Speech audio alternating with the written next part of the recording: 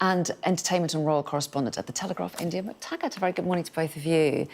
So this time yesterday, we were reporting on Israeli strikes on Iran, and this is the paper's first chance to respond to that because it happened in the middle of the night yesterday. So, Zoe, all the front pages are dominated by this pretty much. Kick us off with The Guardian's take on it. Iran vows revenge is their headline. Yeah, so The Guardian is talking about how Iranian officials have said that this is just the beginning, so that the retaliatory strikes are just the beginning, and they are planning to open the gates of hell on Israel. Obviously, this is after Israelis' attack on Iran, where they want to smash the country's nuclear programme. But, of course, there are now fears that this will potentially already is a full-scale war in the Middle East. Both sides have been accused of attacking civilian areas. Obviously, we saw the footage coming out of Israel last night. We saw the high-rise building that had been attacked. And Benjamin Netanyahu has warned the Israeli population that they may have to stay sheltered for quite some time. He's also said that these attacks could go on for a number of weeks. And, of course, Iran is fighting back. You know, it has basically threatened to continue to strike Israel in return. So what we are going to see now is an extended war in this area that many fear this could, kill hundreds and hundreds. And obviously, what comes at the end of it? Do you see a complete destruction of Iran's nuclear programme? Do you see a regime change? Or, will we ever see peace in this region? It really doesn't look like it.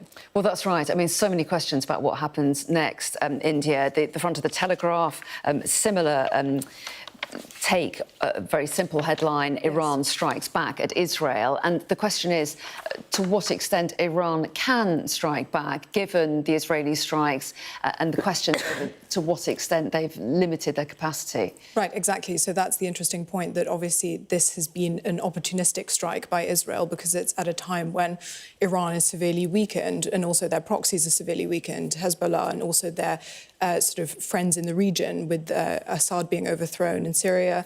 So I think this has been in the workings for Netanyahu for about 20 years or so. We know that.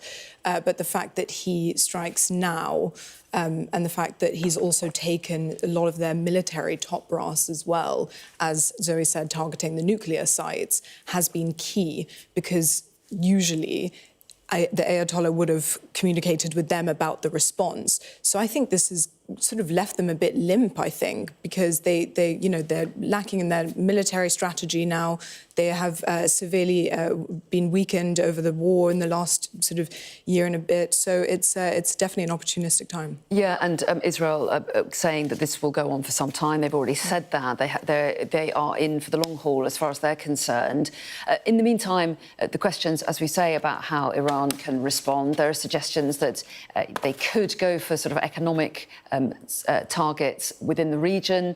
There could be terrorism in countries seen to be allies of Israel. And as a result, take us to The Times, because there is concern amongst the Jewish community in the UK. That's right. So the British Jewish community has been warned to be vigilant and follow strict safety measures after the Israeli embassy was closed. And this is something we've seen across, as you pointed out, across Western nations and other countries that might seem to ally with Israel.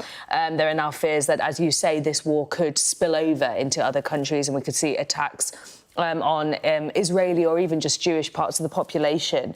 Last month we knew that there was a group of Iranian men who had been already arrested on terrorism offensives who were planning an attack on the Israeli embassy in Kensington. So we know that there is precedent for these kind of attacks to take place and for plots of this kind. And I think there's going to be real concern throughout the Jewish community about whether they may come under attack as this spills over. Yeah, and we're sort of scratching the surface of what is a multi-layered story. We're out of time for this hour, but we can revisit many of these issues and other stories in the papers in the next hour. But for the moment, both of you, thanks very much indeed. Thank you.